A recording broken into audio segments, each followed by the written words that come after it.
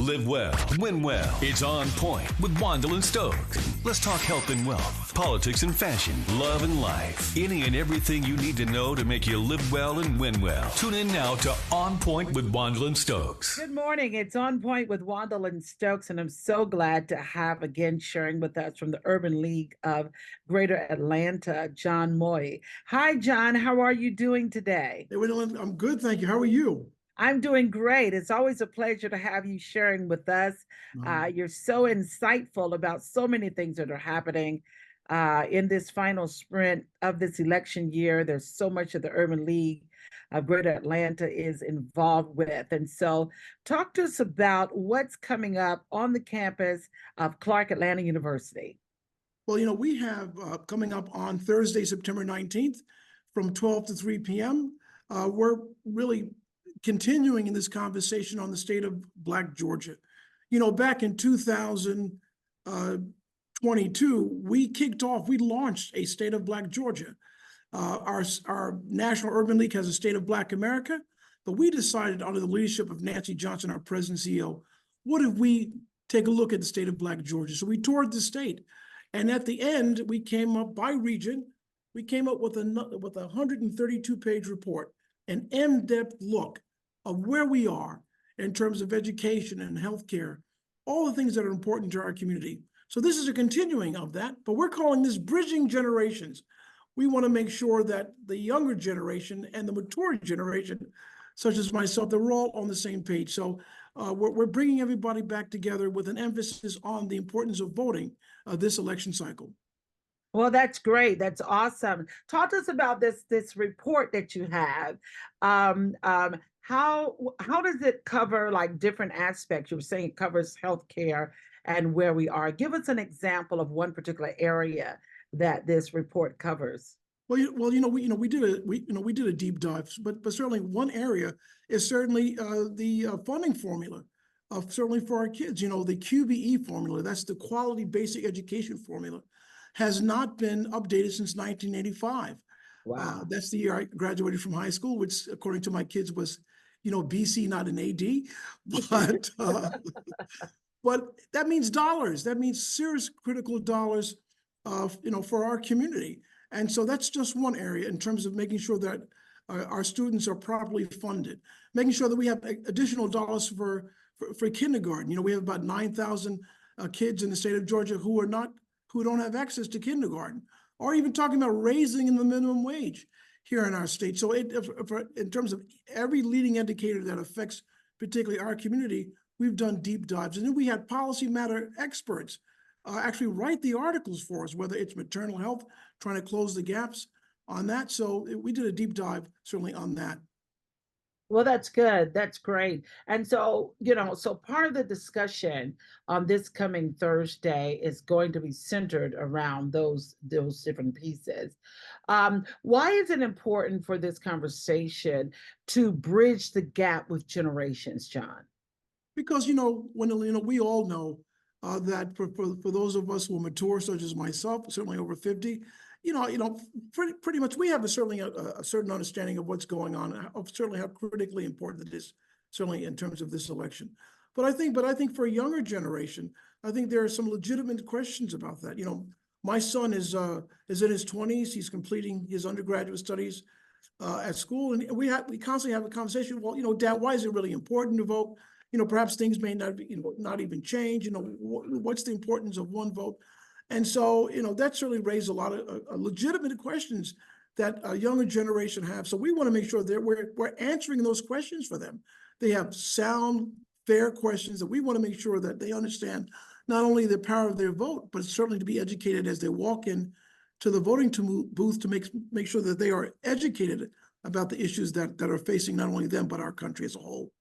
Absolutely. And some of these students at Clark Atlanta University they're from different states. And so how are you going to deal with some of the issues that are going on perhaps in their states? Are you going to kind of deal with it from an overall perspective, hearing what's on their mind, what's of concern, and the role that they play in this upcoming election? That's right. The former speaker, Tip O'Neill, I'm dating myself, used to say that all politics is local, but all issues are local too.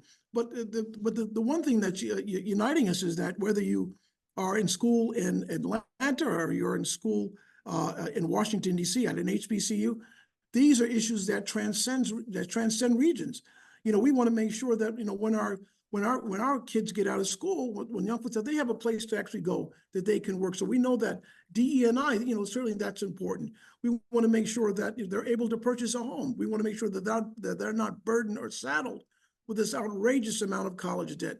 So it transcends region, quite frankly. And we want to make sure that they are educated and to know that public policy drives everything in this country, and that their vote will drive public policy not only for the next few years, but certainly for a generation to come. Yeah. What are your thoughts, John, on this whole affirmative action and with the low enrollment, at schools across when it comes to African American students? It is listen, let me just to share with you, Juandolyn, Nancy Johnson and I, we were in our presidency, we were in Washington this past week for Congressional Black Caucus. And we were advised in a special briefing that the enrollment, particularly of Black men, it's down by almost 37%. Wow. In terms of, so these policies that are being enacted by the Supreme Court, we believe is a direct correlation between that and Project 2025 are having serious effects, particularly on college campuses. In addition to that, it's not just college enrollment, with the striking down of affirmative action. But for example, Miranda rights, if you recall on any television show, you have the right to remain silent. Yes, Well, yes. the Supreme Court struck that down. A police officer is not required to read you your Miranda rights. They don't have to do that anymore. I don't have to talk to you particularly, as women. I have 3 daughters in terms of the Supreme Court striking down reproductive rights. And then the most egregious, we think, is that a president of the United States has absolute immunity. I mean, that's unbridled. In the history of our country, that's never happened before. Right. It will have absolute effects, particularly on the African American community, particularly presidential power that's left unchecked. So these are serious times that require serious thought and serious actions. Yes, it does. And certainly serious conversation. So we're inviting everyone to come and be a part of this great panel discussion presented by the Urban League of Greater Atlanta and WAOK, Nancy Flake Johnson, John Moye and others, Bridging Generations, the State of Georgia conversation from noon until 3, right there on the campus of Clark Atlanta University at the Thomas Cole Jr. Science Research Technology Boardroom, which is on James P. Brawley Drive. Thank you, John, for all that you're continuing to do. You keep us alert, you keep us on point, you keep us up to date with these policy changes and issues that we face. So we're looking forward to seeing you and all of the guests that you've invited.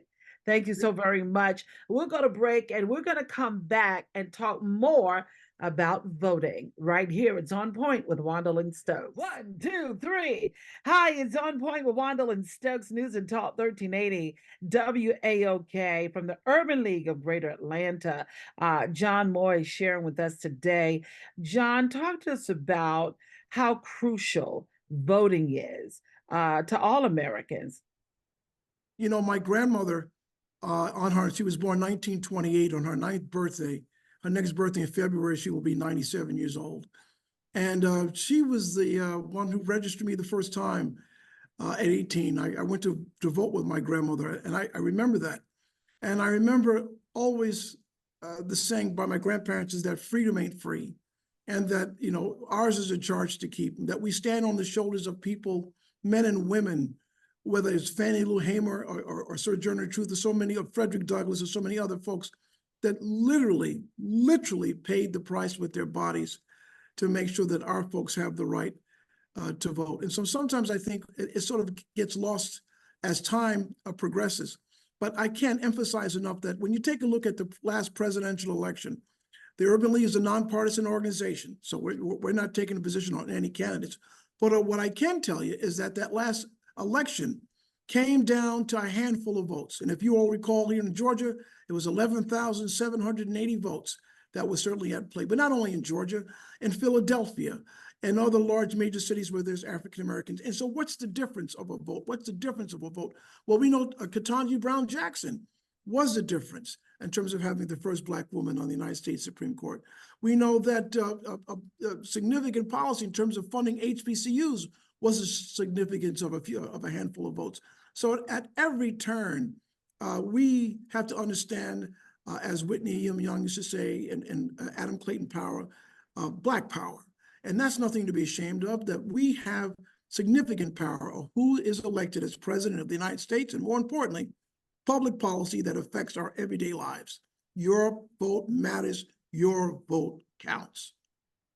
Absolutely, John. And what do you say? There are so many who are just frustrated by the system, just frustrated with the voting system, no understanding or lack of understanding with the electoral votes, electoral college.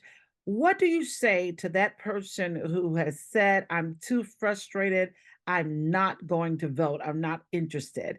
Is that the right response to have? What I will say, Gwendolyn, is that I do understand that.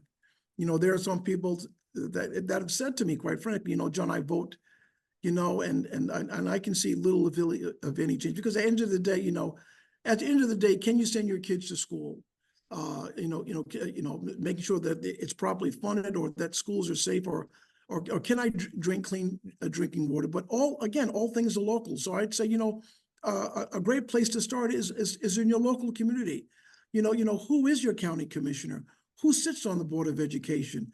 What's those budgets? And then more importantly, do a deep dive on some of that stuff. And if you have any questions, call the Urban League, call a person like me, who can certainly not tell you who to vote for, but to sort of educate you on what the issues are. Because we believe that an educated voter is the best citizen. And quite frankly, it can be overwhelming. But start at one, whatever your particular issue is. Perhaps you're a soccer mom, or perhaps you're a dad that's interested in making sure that your kids have access to free lunch programs. Whatever your one issue is, start at that one issue and then work your way out. You have a lot of uncommitted voters. When you hear that word uncommitted, what do you mean by that? Or what do you think is meant by that term? I think, in fairness, I think they're not sure. They don't know what they don't know, in a respectful way. I think they're still listening to the issues. They're still listening to both sides to see what the issues are and what best works for them. At the end of the day, it's about bread and butter issues for people. What's my future look like in terms of my financial future? Or, can I send my kids to college? Can I retire with dignity? And so I think there are people who still have a lot of questions in terms of being uncommitted. But here's the good news, Gwendolyn, is that right now there's a ton of information that's going on right now, whether it's debates or radio ads, or people can take a look at policy agendas. Do a deep dive. Spend a Saturday afternoon with a cup of coffee for a few hours, and just go to your laptop or use your smartphone to see what the issues are and where the candidates stand on issues that are important to you as a voter. And even when we talk about like gun control, the recent just mass shootings at different schools, parents, are uncomfortable with sending their kids to school because of fear of shootings and things of that nature. You send your kids to school wanting them to get a good education, and just every week, every time we turn around, there are problems on these school campuses with these mass shootings. What do you say to parents and even educators and staff members who, are working there in the school system during this time and season, even of the election? Listen, for me personally, it hits home. My wife is an educator. So she's actually on a school campus every day. And I have to tell you the truth. I mean, my heart sank when not only does my heart go out to those folks that have lost their lives, those students and those educators, but I was, quite frankly, sometimes I'm worried about my wife's safety. So this hits home. But in addition to that, let me tell you what I do. I'm privileged and proud to be the senior director for policy. So I spend a lot of time at the state capitol working on issues in terms of trigger locks or gun safety, to make sure that that firearms are certainly for those who decide to purchase a firearm, that firearms are certainly are safe, and that they're certainly certainly in a safe place and location, so that it doesn't get in the hands of people who are somewhat reckless with firearms. But we need you at the state capitol. There are robust debates that I'm certainly they're going to take place come January. And that's not that long from now. Find out, call your local legislator, your state representative in the House or in the Senate. Find out what the issues are, particularly on gun issues. And then we need you at the state capitol. There's going to be hearings and robust debates. But we need your voice to be there. Write a letter, send a text, send an email, call a state legislator, or call me, John Moye, here at the Urban League, and I'd be more than happy to walk you through what some of the issues are with respect to gun safety in our state. This is great. This is great. And again, all of these issues that come up, such like gun control, gun safety, certainly these are issues and additional issues on the minds of so many people. And that's why it's important that we have public engagement. That's why it's important that people vote. That's why it's important for people to be educated. And John, that's what you're about, educating, empowering people, letting them know, what's happening, what's going on. To the voters out there, what are the main things that you want to remind them about, even purging, because there's a lot of purging from the ballots? What do you want to say to voters to make sure that they do in terms of checking their status? The most precious right that you have as a citizen in the United States is your franchise, is the opportunity to exercise your vote at the ballot. And so what I would say, take nothing for granted. Right now, it's not just in Georgia. Unfortunately, it's all over. Many, many states are conducting what we believe are these unconstitutional purges, where if a person hasn't voted within a certain period of time, then their names are purged from the rolls. But contact the Secretary of State's office. I say the first place to start probably is your local Board of Elections. I live in Gwinnett County, so whether you live in Gwinnett or Fulton or Cobb or Clayton or Henry or some of the other counties, contact your board. But if not, go directly to the Secretary of State's office, and that's myvoterpage.gov. That's myvoterpage.gov. And on that site, you can find out if you registered, if you've been purged.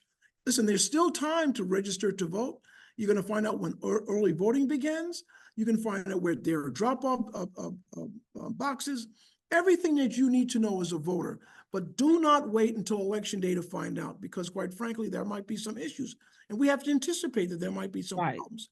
Now is the time to check out your status. And if you need help, contact the Urban League of Greater Atlanta and we will help you. Awesome. Listen, Senior Policy Director at the Greater Urban League of Greater Atlanta, sharing with us today. John, you're always amazing. And we appreciate you. And people could just go to the website even to contact you if they have questions or. Yes, ma'am. Urban League of Greater Atlanta. Listen, I'll give out my number, Sure, go right ahead. Which is 404-809-5476. And I'm right here at the Urban League, and you can reach me there. Thank you. Thank you so very much. And we'll see you all this week on the campus of Clark Atlanta University. Have a great one, John. Thank you so very much. Stay woke. Yeah. Stay woke. Thank you. Will do. Thank you.